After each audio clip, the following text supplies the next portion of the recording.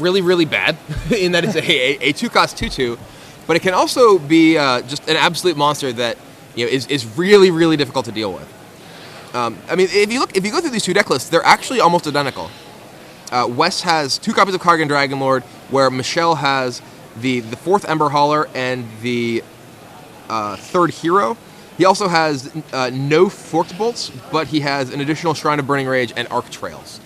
So this is very, very close to a mirror match. It's interesting because so it looks like Wes leads off with turn 1 Goblin Guide, and he attacks. Now, normally in the red mirror, I would go Goblin Guide pass. Like attacking, give them lands is a really high risk in an attrition-based matchup.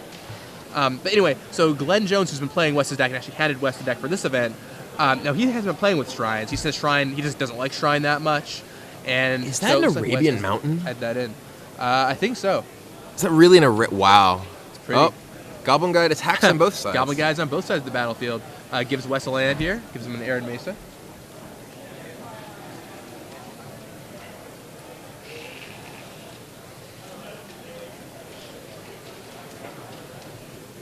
And Dragonlord can be really big in this matchup. The way that Glenn said you're supposed to play it is you're just supposed to wait till you have 6 mana available, find an opening, play it, and then level it up all the way. And it's hard for them to deal with a 4/4 Dragonlord, soon an 8/8 Dragonlord. West attacks again, this time showing another Goblin Guide for Michelle. Down comes Shrine of Burning Rage for Wes Wise. And there's a lot of different ways you can play this. You can definitely take the aggressive angle, and Michelle's going to do just that with her Dublin Goblin Guide draw, flipping Teetering Peaks to Wes Wise, and then Grim Lavamancer. The issue with going aggressive with cards like Goblin Guide, though, is there is a lot of attrition in this matchup, and giving your opponent extra lands is huge, and just extra cards in general in any fashion. And a lot of players I know will just go Goblin Guide pass. Well, I mean, if you look at Michelle's situation, she only has 1 land. She actually hasn't played a second land. So I think in her position, it's actually completely correct to be attacked with the Goblin Guide. Oh, agreed. She has to attack. She has to take the aggressor position in this particular. So Wes is actually the one who has a very interesting decision here. I would definitely not attack. Neither would I. I think that he, particularly because his opponent has these Goblin Guides in play, it's pressuring him, and he's a little bit behind in life. I think that he definitely. Jeez, those are such baller lands. When he starts the game's buyer, he can play with the nicest cards. Chandra's Phoenix. Right, so there's the Phoenix, and I would just pass the turn. I think he just wants to say go.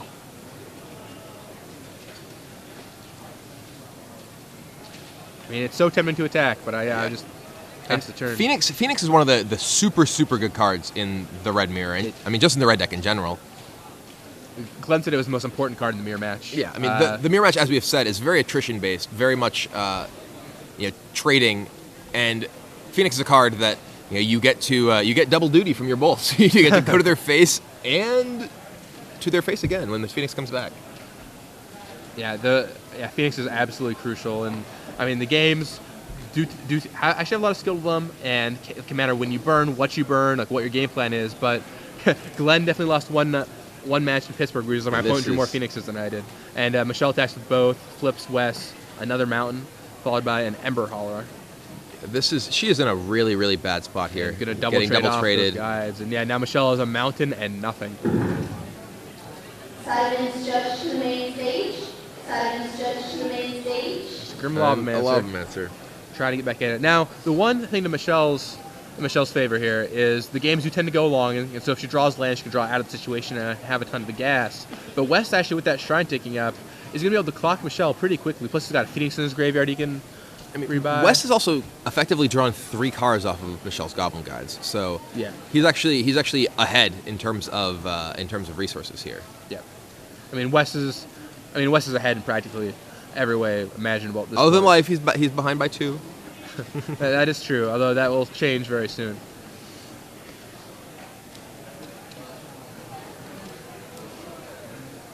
And down comes Chandra's Phoenix, kicking up that Shrine, then Teetering Peaks is going to make it a 4. Michelle will drop to 11 here.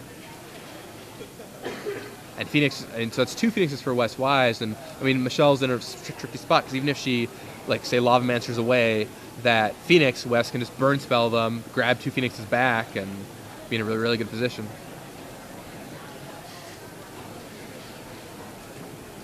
So, yeah, I mean, Michelle's just really in a rough spot here. I mean, she has that Lavamancer, but she just doesn't have the mana to be able to use it and actually pressure Wes. I can't really see her hand, but it's full of a lot of things that apparently are not land. Did she discard? I do not think she discarded. I think she has 7 cards. Alright, so that Shrine of Burning Rage is on 5 for West-wise. So would not be surprised if he can just go lethal next turn with like a burn spell. I mean, or this turn. I mean, if he has, mountain, bolt, any variety of bolts. There's a whole lot of them. So true.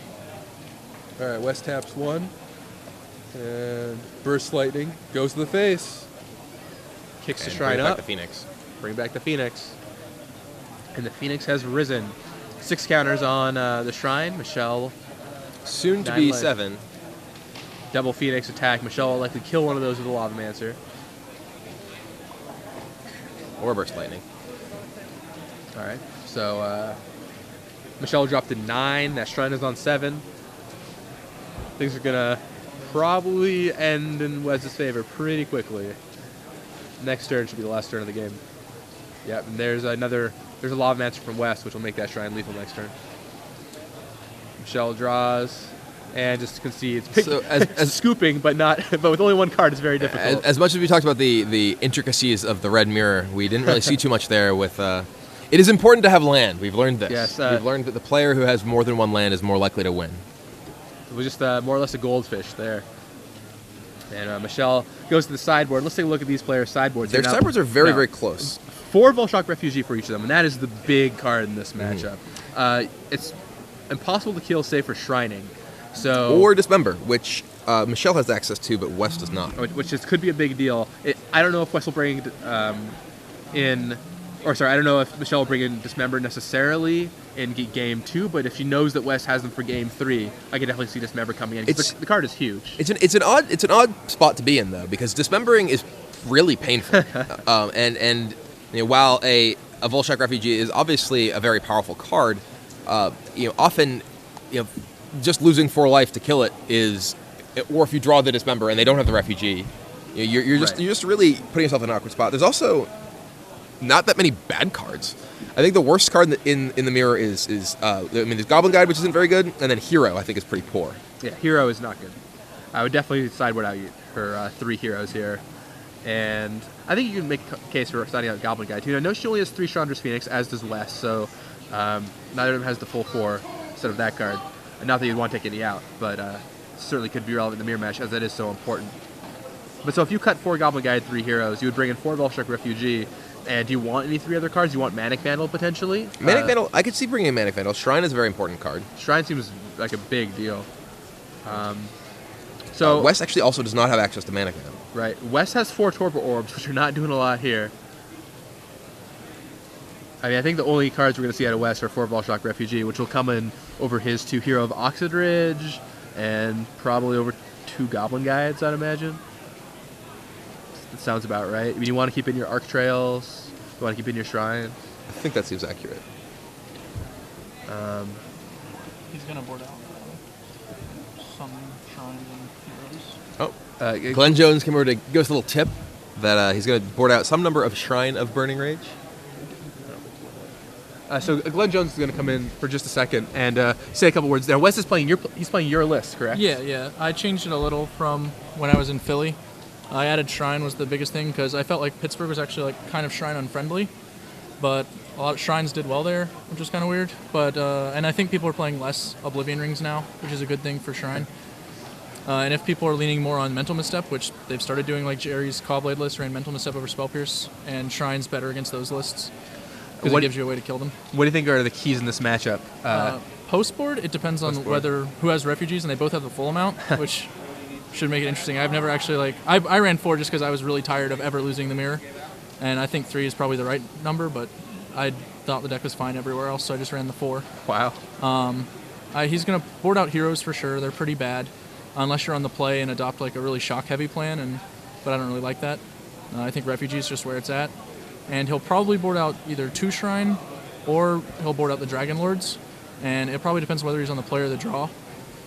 I think the Dragon Lord can be a little stronger when you're on the play, because if you turn 3 him and level him up, he's like an additional Phoenix, sort of, in that he's a very big threat that they have to deal with relatively immediately. Unlike the Phoenix, he doesn't recur.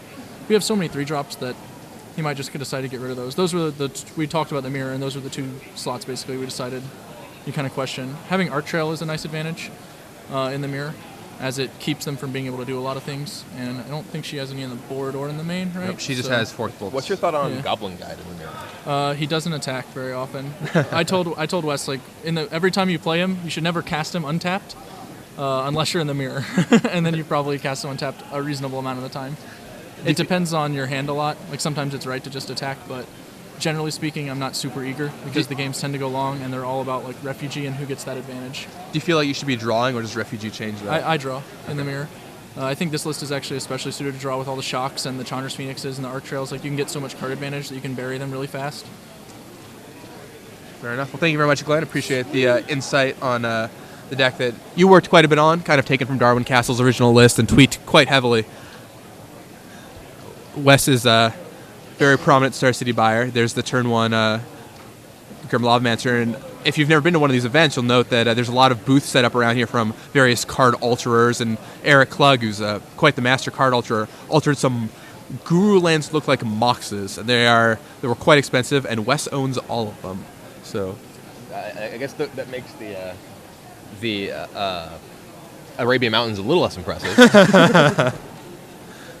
it's true.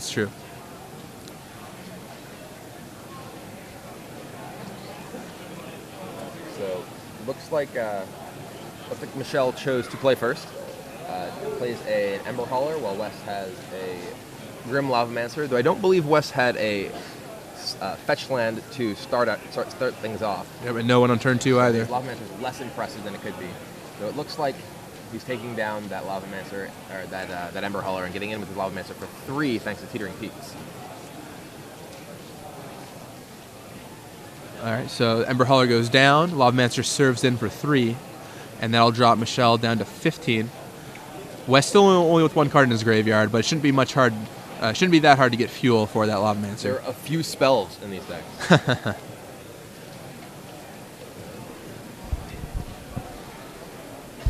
And Michelle has 2 lands now, so she's gotten past game 1. got past the hump from the first game, but we'll see if she has the 3rd. Now, looks like there's a Teetering Peaks there.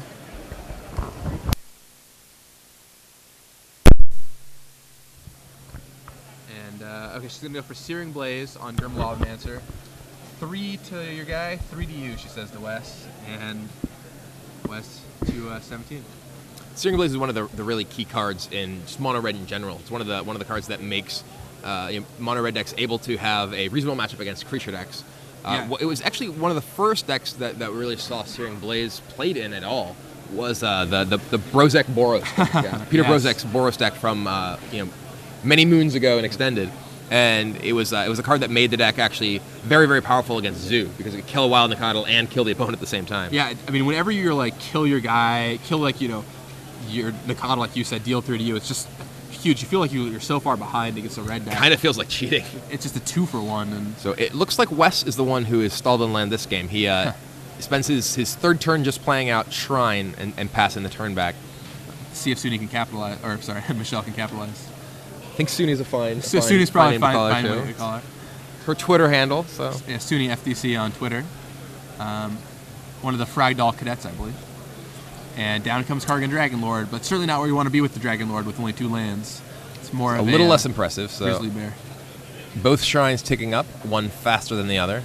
I'm guessing that Dragon Lord is not long for this world. Yeah, I would basically want to kill that on the spot. All right, Ember Hauler. That's a pretty good answer to a Dragon Lord. I mean, she actually is very very able to just let Wes add counters to it. You know, unless Wes is threatening to actually go the full amount, she can just let that Dragon Lord hang out. Right, exactly. Kill it in response to leveling, as leveling can only be played as a sorcery. It is no figure of destiny, that's for sure. All right, now there's the card. There's a refugee. Volshock Refugee. Now I think I have seen Wes's hand, but judging by the way the game's played out, I wasn't surprised to see a first refugee there, and I wouldn't be surprised if he had a second too. And there it is at the top of his hand. Yep. Actually, is a second refugee. He kept a 2-lander that didn't look that exciting, but the 2 refugees really turned that into a big deal. And now, as you notice, Michelle can attack with her Ember Hauler. She can crack the Shrine of Burning Rage to kill it. I think that actually might be what she has to do here. I think that's what you have to do, because you have to deal with that guy eventually, but it's certainly not what she wants to do. Right. I mean, I want to kill a pro red creature whenever I'm playing mono red. So, I mean, I want to 3/4-1 myself to kill a Baneslayer Angel too, but I don't really want to do that, you know? It's true. And in comes Ember Hauler. So she does indeed shrine down the refugee, and in comes Ember Hauler. First time I was playtesting this deck, someone handed me the deck, and I looked through a sideboard, and I was like, oh, what are these refugees supposed to be? Like, what are their proxy for? And they're like, no, they're actually just Volshock Refugee. And they're actually quite impressive in the mirror match. Oh, I mean, refugee is... It was actually... I was talking to Tom Lapilli at Pro Tour Nagoya, where I, interestingly enough, played mono red with 4 refugee in my main deck, which was not the correct choice for that tournament. I should have just played Tempered Steel. But I was talking to him, and he was saying that refugee was a card that they had created because their mono red decks were getting really good, and they wanted to have a card that the mono red decks could play against each other that wouldn't be good against other decks. Huh, interesting. So it would be a card that was taking up room in their sideboard, but not actually giving them value against the rest of the field. That's certainly good. And also, I mean, it helps, if like a deck's going to be popular, it helps make it a little more, you can get some edges, but with correct sideboarding, and, bring in this card if you choose to have slots for it. Wes picks up a card. You'll notice Wes's sleeves are some of the newer Star City brand sleeves, really nice looking. The really nice ones, the even better ones, Justin Treadway came out with this brand new set of gorgeous sleeves with his trademark like cartoony artwork, and you'll definitely want to check those out. Looks like Wes is going to Teetering Peaks as a refugee here. Not sure if he's going to attack. Oh, he does go for the attack. Going to chop Michelle's life down to 10. It has protection from red, but not protection from red producing lands. It is no Horizon Drake, and crashes in for 5. Michelle can't really do much about it, unless she has that Dismember, I suppose.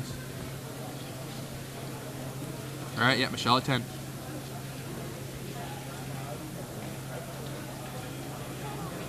And Wes passes back.